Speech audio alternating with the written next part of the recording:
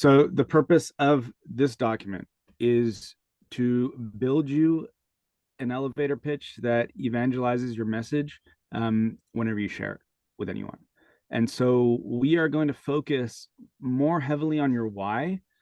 Most founders, they will talk about their what or their how, and they will drone on endlessly about those two things.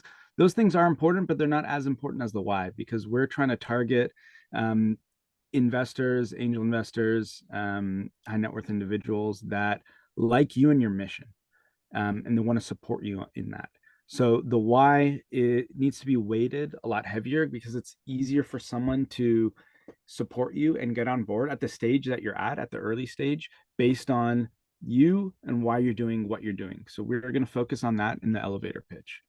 So what we start with, we start with these three questions that are part of your why. You have personal, professional, and future focus. When we go through these and answer them, I want you guys to think about you yourself. I don't want you to think about your company. Your company stuff will come later. We want to focus on you as an individual, as a human, not as your capacity of, a founder or running your company. We will get to that later. We want to talk about you yourself, what personally drives you, and these should be independent of the company that you happen to be running at this time. Okay, any questions before we start? No. Okay, Diana, first question for you. What makes you personally satisfied in life? I like to build things. Okay, can you go more specific? Um, What I kind of like things do you like to build? I like to build people, things, teams, anything that makes an impact, like a massive impact. Um, seeing those results, um, seeing like what I've done is making a change. Okay, how do you define massive impact? So we got to get really specific on this. Can I give examples? You can give an example. Um, for example, let's say uh, I don't know, someone's business makes like more money, or someone's family is better, or like even in a massive way, even a country. Like my ultimate goal at the very end is to build my country's economy. Um, and that means like bringing in technology, bringing in infrastructure, bringing in connections from other parts of the world. That's really satisfying to me. Um, if it's Yeah. bringing in more jobs, if it's helping people like grow as people personally and professionally, that's very satisfying. Okay. So if we had to refine the scope, so what we don't want is generic answers. So if you wrote, I like to build things that create a massive impact, a bunch of others could write the same thing. We want to narrow this down so that it's only specific to you. So how would you describe if we had to focus on either geography or, like, what would you say is the scope of this massive impact that you want to create?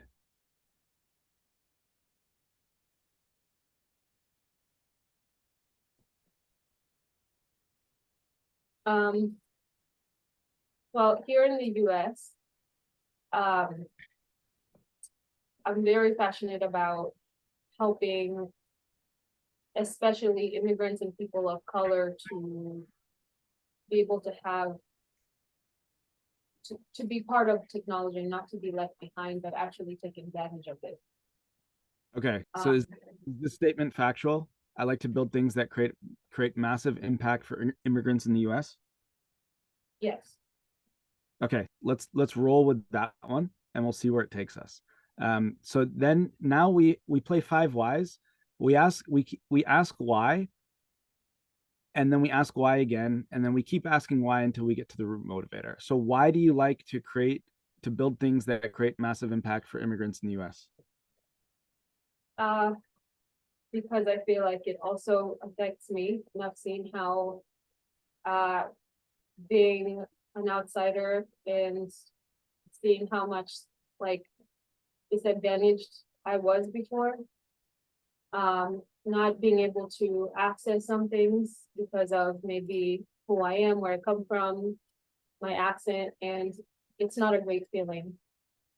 So I don't want others to feel that way. I want them to be able to, if they're looking for a better life, they can actually get that.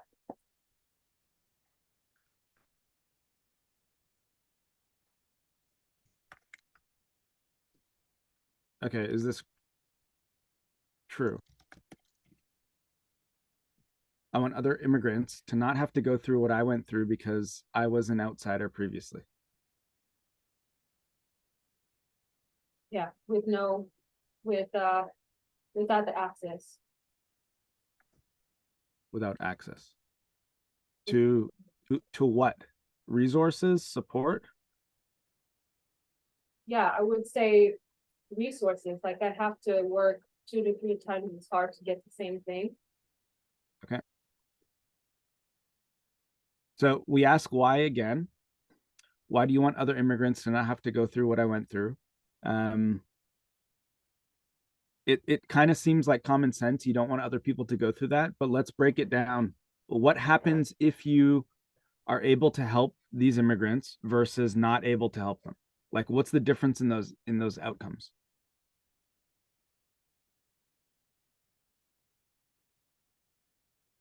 I'm gonna sound like such a conspiracy theorist here. Try me. Um, I believe if there's no equality, an economy rots. Okay, let's flip that into the positive. So, a thriving economy requires equality. Yeah, Okay. So this is written as a fact. We need to write this as a feeling or a belief. So I want to build a thriving economy through what is it about equality? Like what is what's the verb of building equality?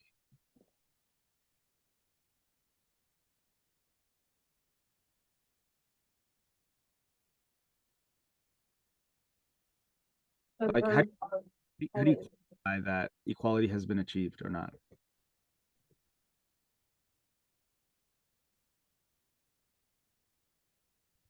Access to opportunity. I like me there's that answer there. Sorry, say that again. Neha has a answer there, access to opportunity. Okay. Equal access. Okay, let's put equal access to opportunity. Yeah, I don't think that's I don't think that's much of a conspiracy theory. I think most people would agree with you there. Um, Now we can ask why once more. What happens when you have a thriving economy? Like, what's the end goal of that?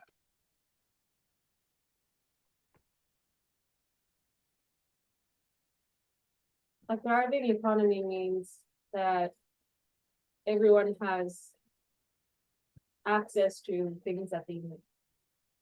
Um, Okay, whether it's from healthcare to uh, mental health care to therapists to just happy families.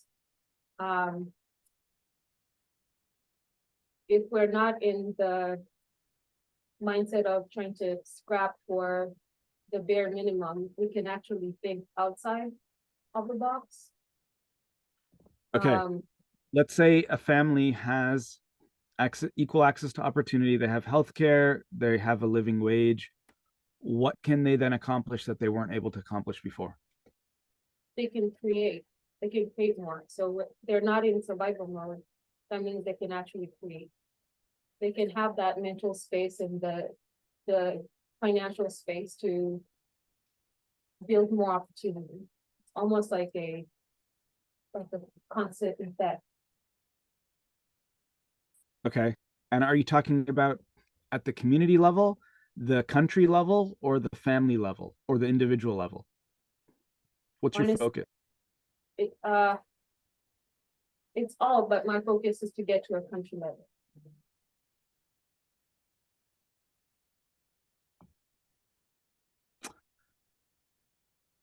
Um,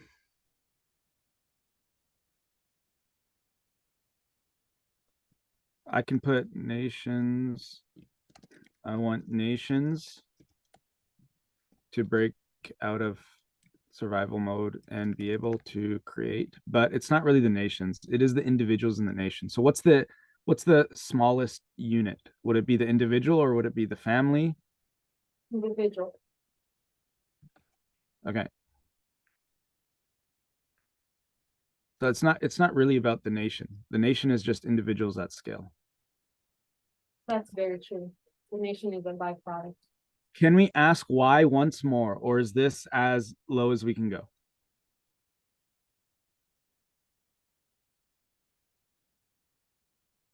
What do you guys think?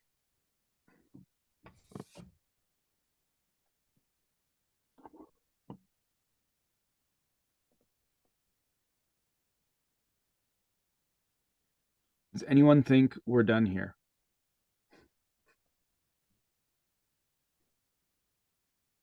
Because I think we could ask the question, why do you want individuals to be able to create? And what does that actually mean?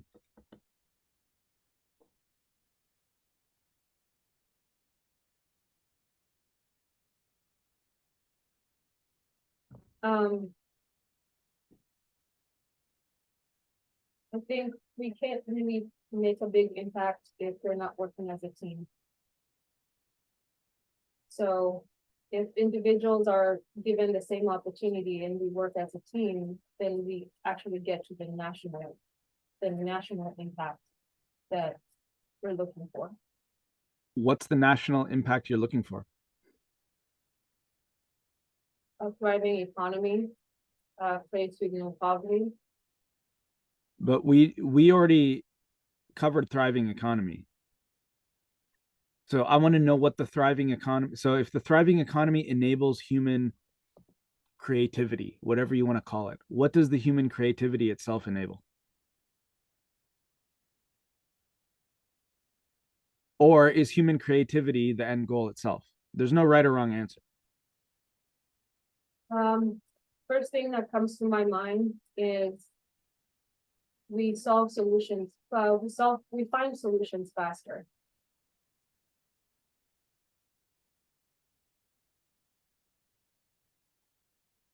Okay, I'll put find solutions faster. What else? We also don't repeat history. Okay.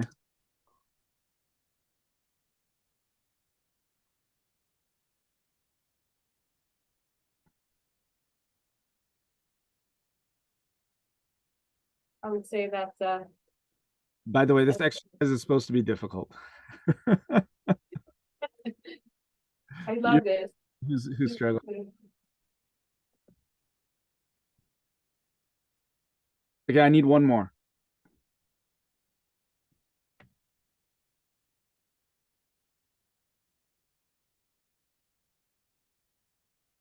You guys can help Dan out if you have any suggestions.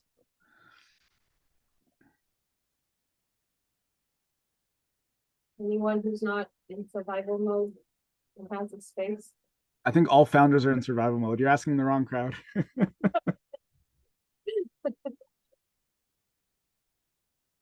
They make better decisions. I like that.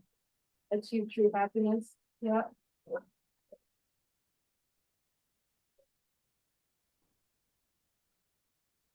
I'm gonna put these down. You're free to edit them as you see fit. Better decisions. Gives people freedom not to be controlled, Bring not them up. to push agendas that are satisfying only a few individuals. Okay, so there's a bunch of reasons. The whole point of this exercise is so that you actually focus on the outcome. The outcome is what you're working towards. These other things are just intermediaries of how you achieve those. More people will relate to this, the end results, than they will relate to this or this or even this. Almost everyone will relate to this at some level, but these are just different means of how you accomplish them. If you focus on this, the end outcome, you will attract you will attract more like-minded people that really resonate with what you're doing. Okay, let's do one more question here. Professional. What makes you excited to go to work each day? Remember, don't think about your current role. Think about in general. Actually, here's what you can do. Think about a job you had that you were really excited to go to work and a job you had that you really disliked going to work. What was the main like difference between those two? Um, I love to uh help people grow. Uh, and maybe I can be more specific. You'll Um, have to be more specific.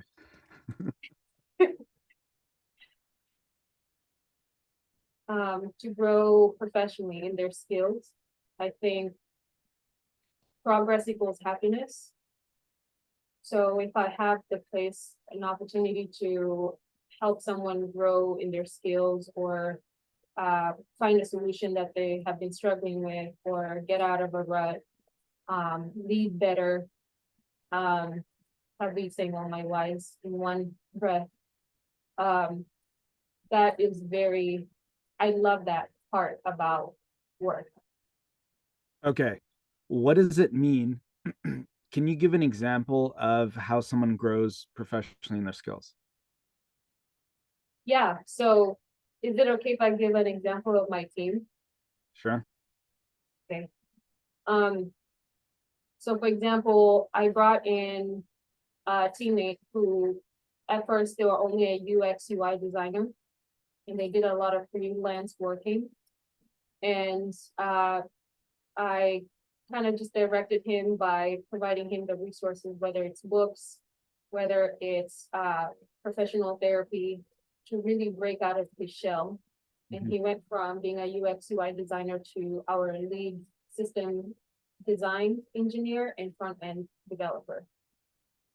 Um, Another one, she's no longer with our team, but uh, she went from selling at a candle store to being a not property, project manager coach. Those things are really satisfying to see someone actually grow in their career and not feel stuck or feel like they're in a rut. Okay.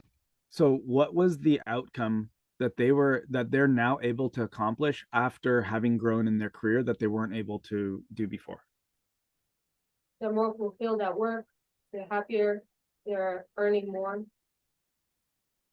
Those are the three. Um, I personally provide therapy for my team for 3 months with intensive self-work. So I can see also them like being happier in their personal lives. Okay. Why is that important to you? It's important because I care about people, and as a startup, you just sometimes you outgrow some people, and if I have the opportunity to help them grow with me, um, I'll definitely do that. Um, Um, is it limited to just the employees you work with or any employee anywhere? I would say anyone. Okay. So sum that up for me. why is it important for you to enable others to be more fulfilled at work and happier? Um, I would say when people grow, the company grows. Yeah, but independent of your company. Oh, you In mean any company? any company. Okay.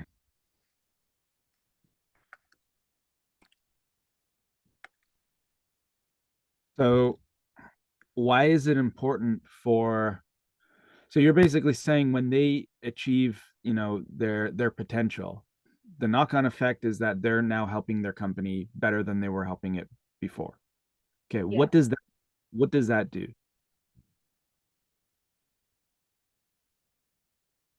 it's a better environment to work in. And we get to create solutions faster. Okay, Uh, so companies are more innovative. Companies are way more innovative when everyone is growing.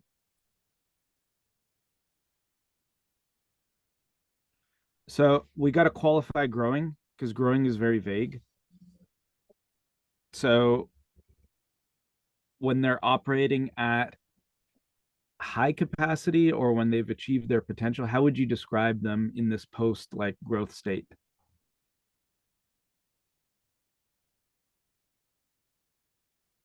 I personally don't think we achieve our full potential. I think it's an ongoing thing.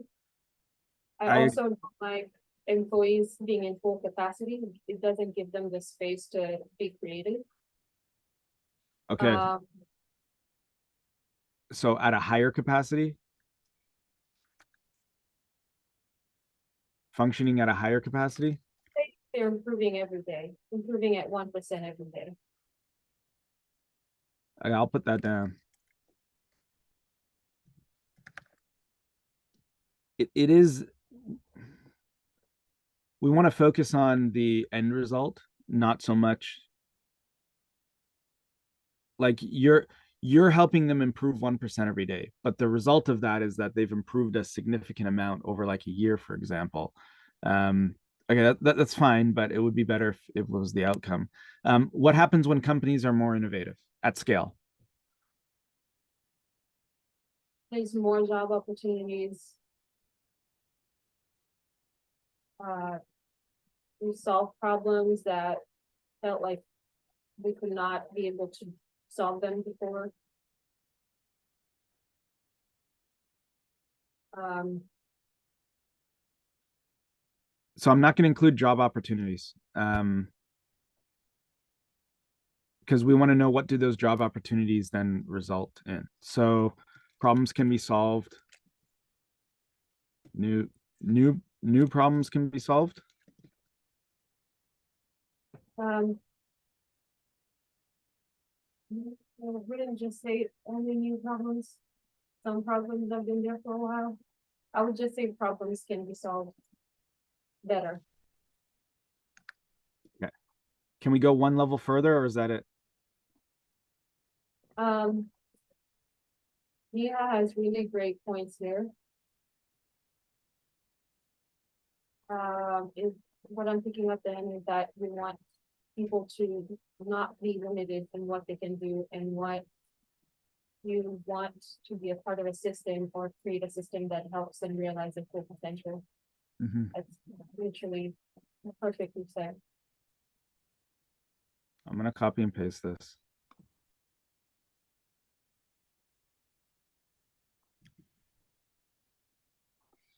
Evolving potential, yeah.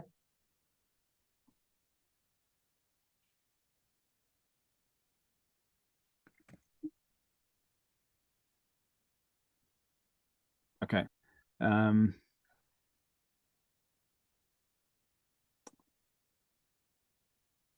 I'm gonna copy this part too.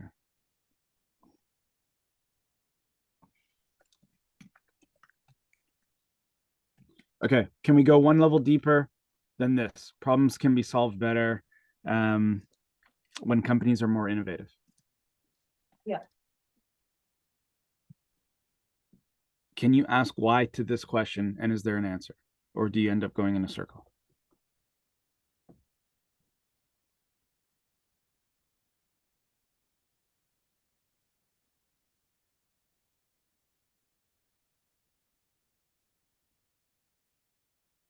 Try not to give out vague answers.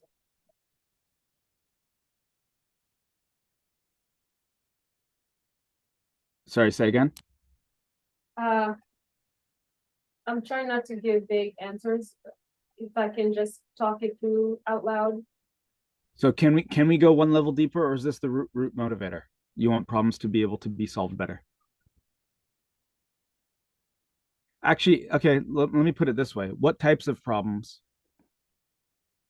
that can't be solved now would be able to be solved in this environment when companies are more innovative? Gosh, so many. I guess just I'm more focused on like the economical part of like any economical problem. Okay, large, intractable problems can be solved better. How about that? Yeah. Okay, I'm happy with that. Let's do the last one really quickly. What's your long-term goal? The way I define this is what would you need to accomplish before you die?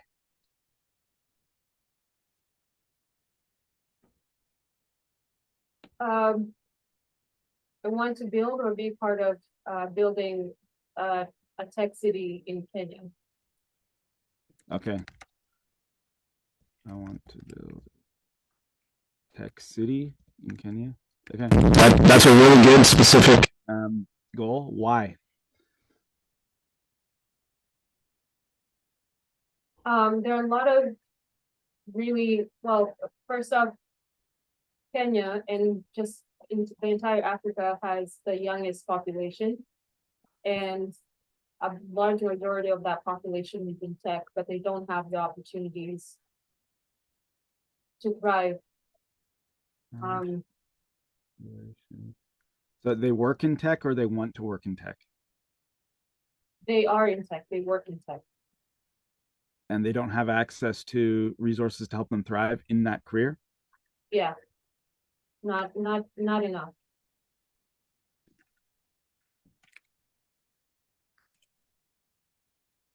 Why is it important for you to I help them think it brings in money into the country that goes directly to the citizens rather than a government or an entity. So you're trying to build basically a startup ecosystem, a tech ecosystem? Yes. There is already a tech ecosystem, but there's not an infrastructure that's, I guess, in a global standpoint, adequate. Tech ecosystem. Okay. So if you build that infrastructure, what will it do? It brings money into the country. Okay. There's a lot more. So in African countries, a lot of raw material is taken out and then it's sold back as as like finished products for a 2 to 3 to 4,000% higher, which is killing, suffocating the economy.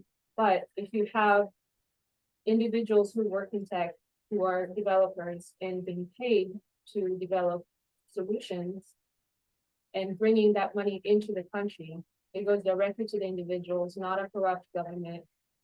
And it's actually helping the economy. Okay. So autonomy. Um, What else?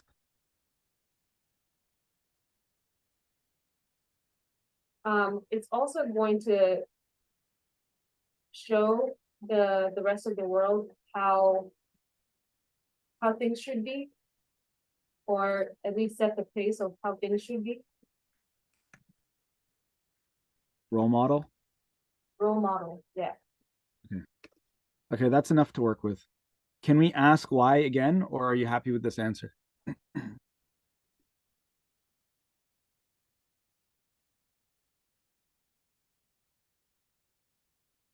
I think if we ask why again, it will end up being why number one. Okay, I agree. So now we combine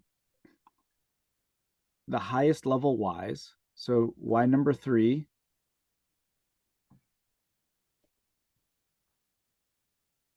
why number three, and why number two.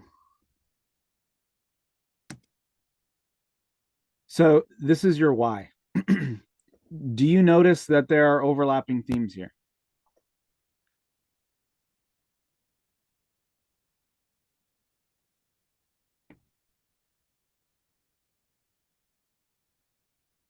I mean, I noticed overlapping themes. Yeah. Okay, it's supposed to. There's supposed to be overlapping themes. There's supposed to be common threads throughout this. Okay, we'll come back to this in a sec. Let's do your what and your how. So, what outcome does your company provide for its customers? We automate the most stressful parts of cleaners' businesses. What is that? So your end customer is the cleaning businesses. Yeah, Automate the most stressful parts yeah. of cleaning businesses. Okay, how do you provide this outcome for them? Uh, a SaaS-enabled marketplace.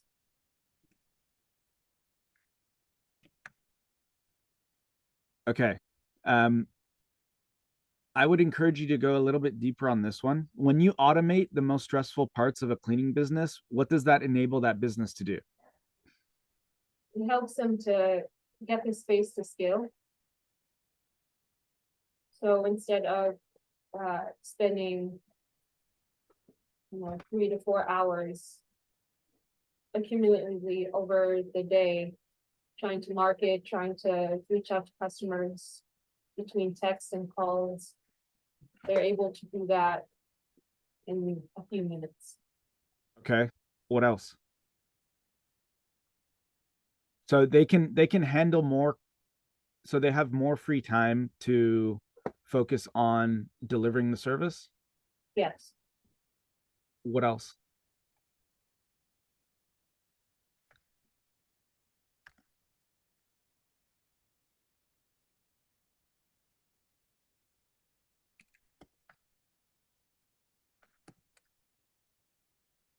They can scale, they can take on more customers. Can they reduce, does this reduce the cost to the end user? It does significantly. Yes. Okay. Um, let's talk about the end user for a second. What benefit do they get from this whole thing? They have more time back with their families.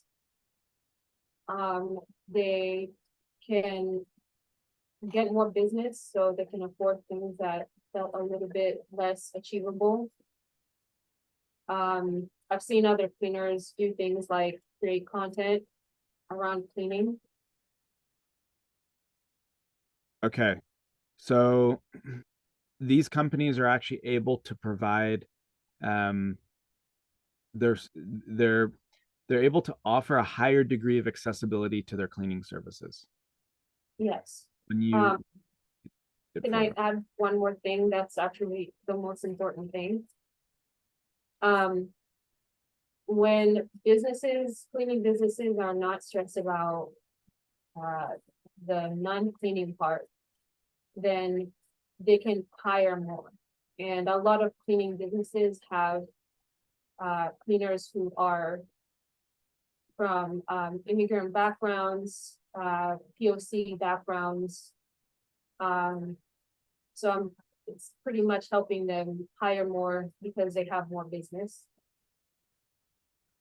Okay. They're able to access multiple cities faster than creating a Google account for that city. Then they can have access to people who want to clean there and they can focus on training them and getting them jobs. Gotcha. Okay. So we have a lot of benefits here. So let's take a look at this. And everyone else should be thinking about how to refine their what statement. So we automate the most stressful parts of cleaning businesses to free up time to focus on delivering services, scaling, hiring more, reducing costs, and providing broader access. I'm going to eliminate this because this is actually the how. So you automating the most stressful parts of the cleaning business is how you deliver this value proposition. This value proposition is actually the outcome that you want to focus on. So I'm going to eliminate this. Them freeing up time is also the how. And the reason is because it's just the means by which you're able to help them do this. So I'm going to delete that too. So this is what we have. So we have a host of value propositions that are for the cleaning company, and then you have, and maybe this one is actually for the end user, and then you have value propositions that are for the end user. What do you think should be the focus? Do you think you should focus on the value to your customer, or do you think you should focus on the value to the end user?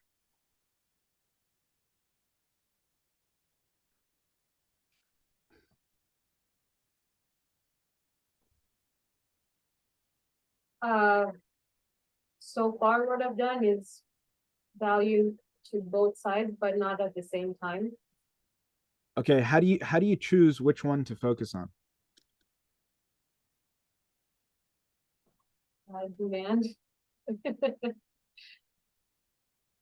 So if you had to give a pitch, an elevator pitch to someone, would you focus on benefit to the cleaning business or benefit to the end user?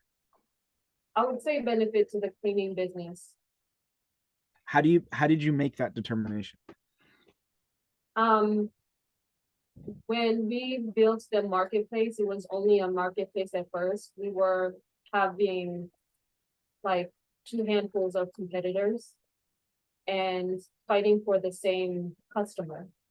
But if because we changed and switched to, and then we did SaaS marketplace. But then we realized that if we work together with those competitors, we actually benefit the cleaning businesses more.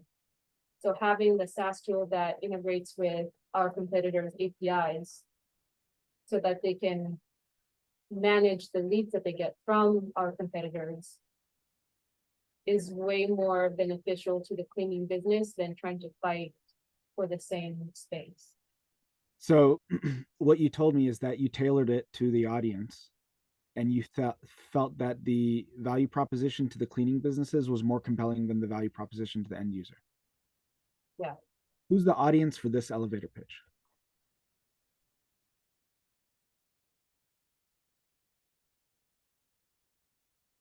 Mm, I would say investors. Okay, if you're fundraising, yes. What do investors care about more? Value proposition to the cleaning company or value proposition to the end user? Oh man. From my experience, the end user. Okay, so I agree. Most investors would probably, especially if we're looking at mission aligned, they probably care more about the value to the end user because that value is more impactful than value to the cleaning company. Like you might find someone who's like really passionate about running cleaning companies efficiently, um, but you probably wouldn't. There's probably not that many people like that around. You would easily find people that are really passionate about affordable cleaning services being provided to them. And if you look at like economic impact or potential for improvement, um, improving the company is just a means for them to deliver better service to the end user. So ultimately, the key stakeholder is the end user. Without the end user, there is no market here. So I agree. We actually want to focus on benefit to the end user. In which case, them delivering services is irrelevant. Them scaling is relevant because they're able to provide broader access. Them hiring more is not that relevant. It only means that they're able to provide broader access. So we're actually down to two value propositions. One is that your service helps the end user reduce the cost of cleaning and they have better access. Do you agree with that? I agree with that completely because, moving from B to B, and working with like property managers and Airbnb hosts, what they really care about is the quality of cleaning and the affordability and making sure that they get there on time. Okay, so this is what I'm going to put. We provide better access to quality, affordable cleaning services. Yeah. For who's your target audience? Who's the end user? Uh, how do you say property managers, Airbnb hosts and boutique hotels all in one? Who's the stakeholder that gets this benefit? They get better access to quality, affordable cleaning. Anyone who's managing multiple properties. Okay, so there's another intermediary in there. Um, I'll let you figure out how you want to word that. You can put property managers. If that's the focus. If your focus is to go broader in the future, I would specify the exact um, target audience. So if it's like working parents or like whatever it is, people who need the service, if that's what you're drilling down on, I would focus on that. If it's property managers, then I would put that there. Okay. Uh, Jennifer said hospitality, include all types of short-term stays. Thanks, Jennifer. So we'll put hospitality industry. Do you see how we went from your version of what to this version? And they're like totally different. Yeah. So what we previously removed, we can put back in here. So how do you provide this outcome?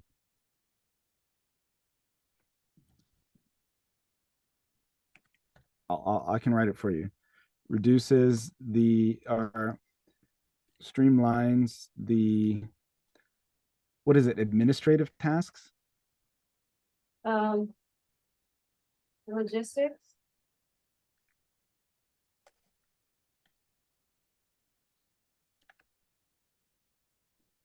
How does that sound? it sounds so much more clear. It has a lot of clarity compared to what I was saying before. Okay, so the only change I would make to this is this talks about the end user and this talks about the cleaning business. There may be a little bit of incongruence there when someone's reading this. So I would add something that clarifies how this is related to that. So something about efficiency or something. I'll let you figure that out. Okay, so we're actually almost done here. So what you do now is you combine that with this and this. We combine these five. So the final whys, the what, and the how, they all go in this box.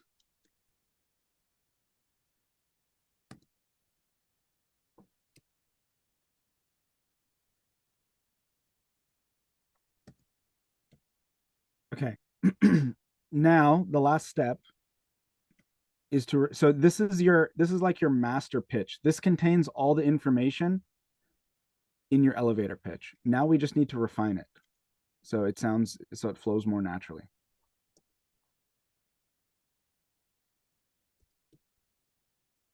And this can take some time to do. We don't have to do it right now.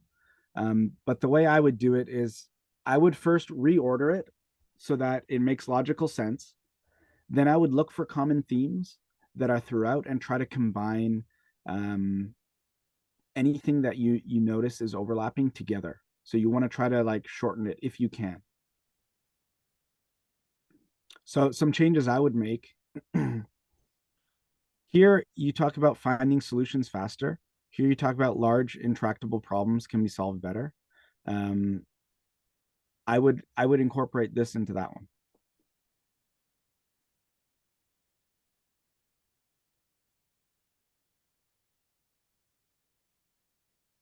So I'll leave that with you to work on. Do you feel comfortable tackling that yourself?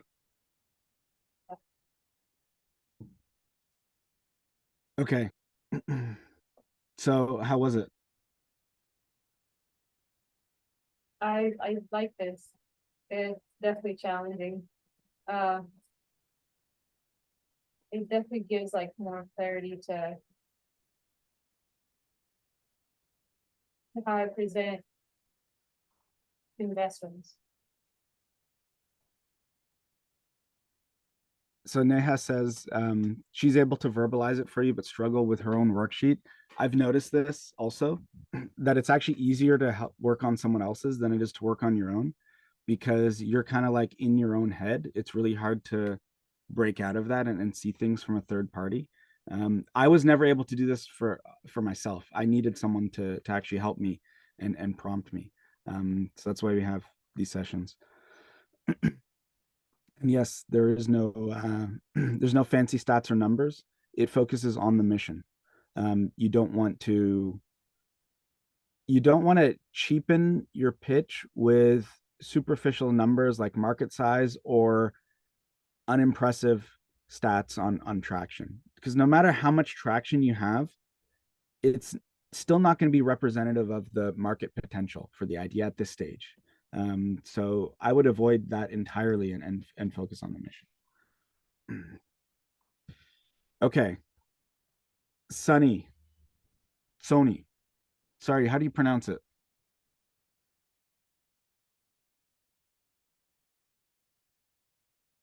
Sorry, I was on mute. Sorry. Are you ready? Yeah, I just realized that everything I wrote in the first personal and other things was just about the company and not really gone through there. I have to go back and redo the exercise. So it's not um, unexpected that you have to redo it a couple times. So don't feel bad. All right. Well, I'll let you do that. And when you're done, you can send it to me and I'll give you feedback. Does anybody have questions about theirs?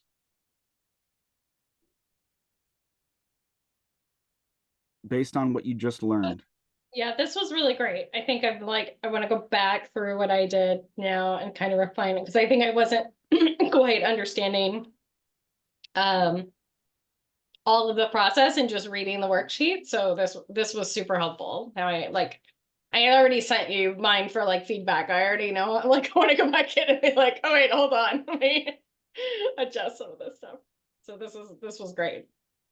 Okay, awesome. I'm glad you found it useful. Oh, Make the changes and then I can take a look at it. Sweet. Salim, I had a question. So I think it was very interesting in going through this, seeing how Diana went through the worksheet. Um, and when Diana, I didn't know what your business was when you, because I also joined like 5 minutes late. But you mentioned how your long-term goal was to create this tech city in Kenya. And at that point, I started imagining a completely different goal of your company. And then, you brought it back to like a very specific niche, industry. So I think where I'm struggling with, and I know Salim, you've already seen my worksheet, and I definitely need to do another take three on it. I guess the long-term goal is where I'm getting tripped up a little bit, right? Because I do have this long term. So my company is all about helping families, especially immigrant families, keep in touch better. And so one long term goal could be like, we're this anti social media, like anti, like like a like a different culture of communication compared to what we have in terms of text and social media. But the other vision I've had for the company is, just really becoming like this kid friendly, immigrant family friendly marketplace. So I am feeling a little overwhelmed, but also I'm just not sure what direction that long-term vision should take. And, in terms of how many iterations of my product would exist before I get there.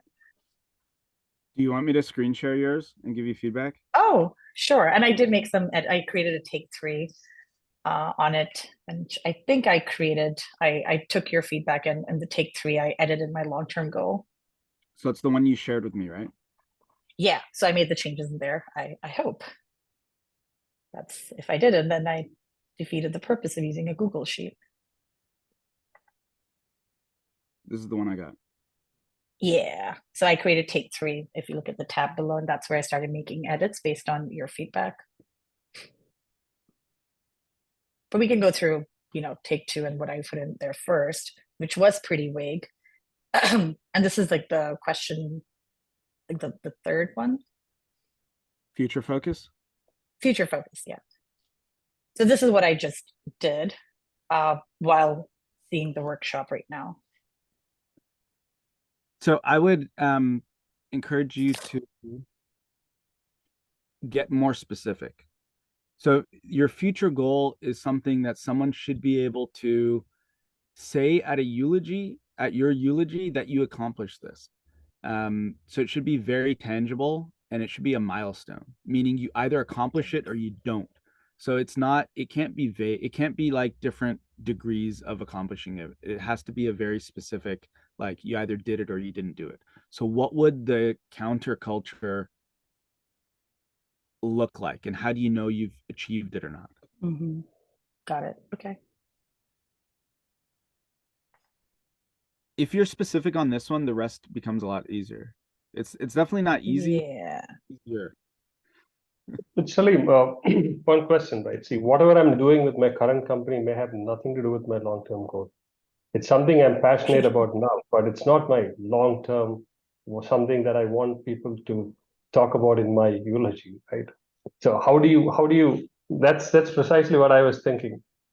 If I am thinking about the long-term goal with this company, yeah, it makes sense. I can write that. What do I want to achieve with what I'm building right now? But it's not my life's long-term goal. So then you don't talk about your company here. This is actually not supposed to be about your company. This is about you personally. Okay. Your company is only here, the what and the how.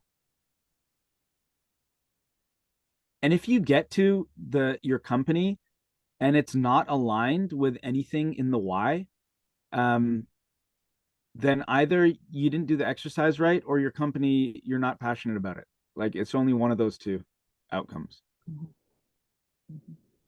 If you did the assignment incorrectly, I can help you. If you're working at a company that you're not passionate about, I'm not sure I can help you. Well, definitely very passionate about this. Eat, sleep, drink, eat, this entire thing. So I guess I just realized I maybe replied to your comments as opposed to put them in take 3 as well. But I did change the long-term goal. Okay, so all right, I'll keep working on this, but I think I'm close. I think I understand a little better after seeing. And thank you, Diana, for helping us learn through your experience. Okay, awesome. I have a comment too. This actually helped me like challenge that my current company, is it aligned to my long-term goal? And it made me realize that the actual problem that we're trying to solve is not like the end all be all. It's actually training my team to be able to see problems differently, not necessarily the company. Because this company can come and go, but the critical thinking, the skills to solve the system, to build and solve things is what is really important. Good. I'm glad you made that realization. Okay. So you 3 will get back, you 4 will get back. Jennifer, Ellery, Sarah, Nairobi. Do you guys have questions or need any help? I didn't see the feedback that you left online. So have you seen it now? No. Was it in a comment? I got a copy of what was basically my sheet, so I wasn't sure. I think I'm seeing it. I added it. Comments. I guess I gotta hover over it. Okay. Ellery, I think you sent me yours as an Excel document. Yeah, I did. So I opened it in Google Sheets and then I think I added you to it, but my feedback is as comments. Okay. Okay, but Nairobi, you're good? Yeah, I'm good. Yes. Oh, I see. Okay. Sorry. I see how sorry, Google Sheets just comments weirdly. Okay, got it. Yeah, it does. It doesn't show it like Google Docs. Okay. If no more questions, we will end. We are at the top of the hour. Please finish your elevator pitches by tomorrow morning. We have another call. And we're going to go over how to actually put your elevator pitch into your profile. What we actually do with the pitch now that it's done to start attracting the right investors. Sounds good? All right. Thank you for coming. I'll catch you guys Thank later. you. Thanks, Elaine. Thank you.